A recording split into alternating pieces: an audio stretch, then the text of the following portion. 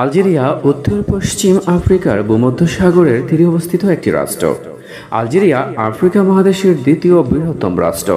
সুদানের পরেই দেশটি ৯ জুড়ে সাহারা মরুভূমি অবস্থিত। ভূমধ্যসাগরের তীরে উপকূলীয় সমভূমি রয়েছে।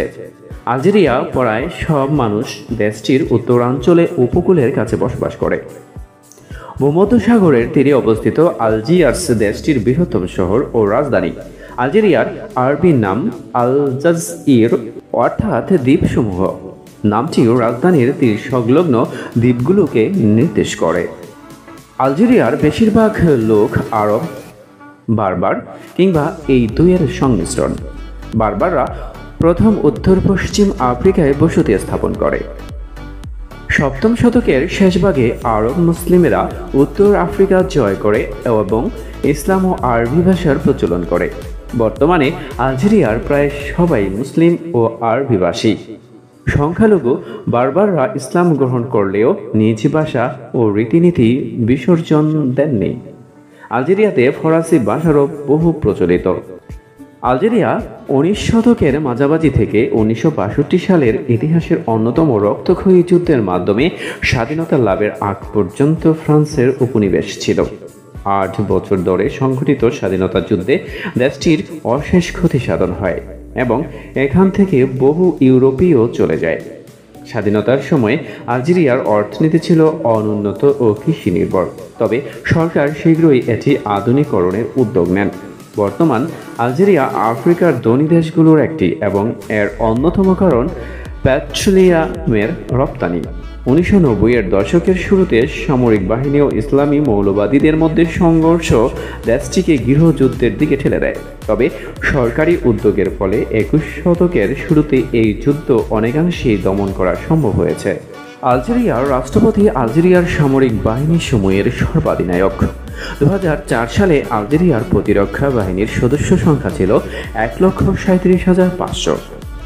এদের মধ্যে স্থল সামরিক বাহিনীতে আছে প্রায় ১,২০,০০০ জন সেনা। আলজেরিয়ার স্বাধীনতা যুদ্ধের মুক্তি বাহিনীর সদস্যদের নিয়েই সামরিক বাহিনী গঠন করা হয়।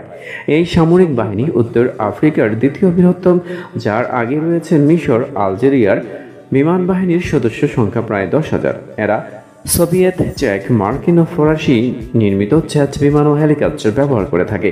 নৌবাহিনীতে আছে প্রায় ৭,৫০০ জন সদস্য। ১৯৯০ সালে আরবি ভাষাকে সরকারিভাবে আলজেরিয়ার জাতীয় ভাষার স্বীকৃতি দেওয়া হয়।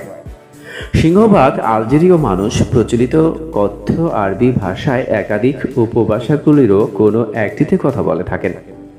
মরক্কো ও তিউনিসিয়ার যে অঞ্চলগুলো আলজেরিয়ার সীমানার কাছে অবস্থিত, সেখানকার উপভাষাগুলোর সাথে এই উপভাষাগুলোরও মোটামুটি মিল রয়েছে। বিদ্যালয়গুলোতে আধুনিক আদর্শ বা প্রমিত আরবি ভাষা শেখানো হয়।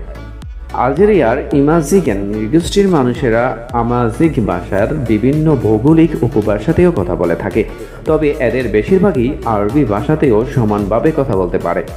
স্বাধীনতার পর থেকেই আলজেরিয়ার সরকারের নীতি ছিল আরবিকরণ, অর্থাৎ স্থানীয় আরবি ভাষাকে উৎসাহিত করা এবং ইসলামী সাংস্কৃতিক মূল্যবোধগুলো সমাজের সর্বত্র ছড়িয়ে দেওয়া। এর ফলশ্রুতিতে জাতীয় ভাষা মাধ্যম হিসাবে আরবি ভাষা ফরাসি ভাষাকে প্রতিস্থাপিত করেছে। বিশেষ করে প্রাথমিক ও মাধ্যমিক বিদ্যালয়গুলোতে শিক্ষাদানের মূল ভাষা হিসাবে এখন আরবি ব্যবহার করা হয়। কিছু অসামাজিক জাতিদল এই নীতির জোর বিরোধিতা করছে, কেননা তাদের আশঙ্কা হলো এর ফলে দেশের সংখ্যাগুরু আরবিভাষী জনগণ তাদেরকে দমন করবে। ২০০২ সালে আমিজাগ ভাষাকে জাতীয় ভাষা এবং ২০১৬ সালে এটিকে সরকারি ভাষার মর্যাদা দেওয়া হয়। আলজেরিয়ার উত্তরে ভূমধ্যসাগর, পূর্বে তিউনিসিয়া ও লিবিয়া, দক্ষিণে নাইজার, মালি এবং মৌরিতানিয়া, পশ্চিমে মরক্কো ও পশ্চিম সাহারা। এটি একটি বিশাল দেশ। এটি আফ্রিকার বৃহত্তম এবং বিশ্বের ১০ম বৃহত্তম রাষ্ট্র।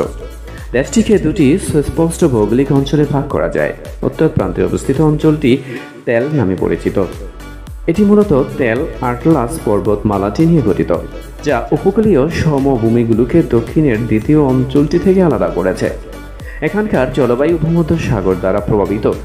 দক্ষিণের দ্বিতীয় অঞ্চলটি প্রায় সম্পূর্ণই মরুভূমি দ্বারা আবৃত। এই অঞ্চলটি আলজেরিয়ার আয়তনের সিংহভাগ গঠন করেছে।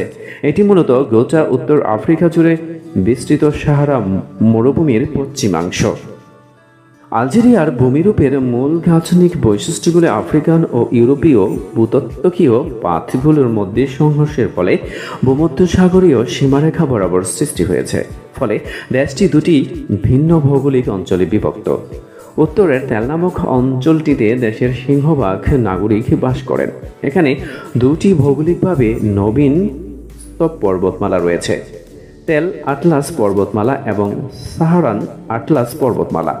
এগুলো সমান্তরালভাবে পূর্ব পশ্চিমে চলে গেছে এবং উচ্চ মালভূমি দ্বারা এরা নিজেদের থেকে বিচ্ছিন্ন।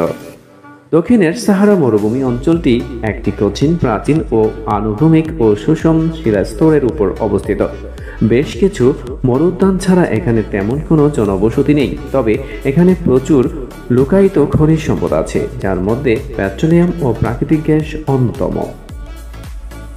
প্রিয় ভিউয়ার্স, আজকে এ পর্যন্তই। কথা হবে অন্য কোনো আয়োজন নিয়ে। আসসালামু আলাইকুম।